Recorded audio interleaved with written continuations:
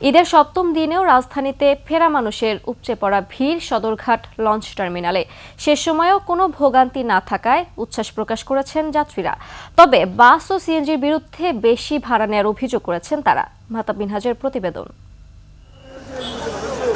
ভোরের আলো ফুটার আগেই সদরঘাট লঞ্চ টার্মিনাল লোকারণ্য। ঈদের দীর্ঘ ছুটি কাটিয়ে কোনো ঝামেলা ছাড়া রাজধানীতে আসতে পেরে স্বস্তি প্রকাশ করেন যাত্রীরা। ভাড়া নিয়েও নেই কোনো অভিযোগ। তো ঈদের আনন্দ সবার সাথে ভাগাভাগি করে অনেক জায়গা পেরিয়ে তারপরে আসছি। আজকে থেকেই অফিস আমাদের চলবে। তবে বিপত্তি দেখা দেয় সদরঘাট টার্মিনাল থেকে রাজধানীর ভেতরে ঢোকার সময়। লাখো যাত্রী আর যত্রতত্র বাস ও গাড়ি রাখার কারণে সদরঘাট এলাকায় সৃষ্টি হয় তীব্র বিশৃঙ্খলা। ওই এলাকা পার হতে লেগে যায় ঘন্টারও বেশি সময়।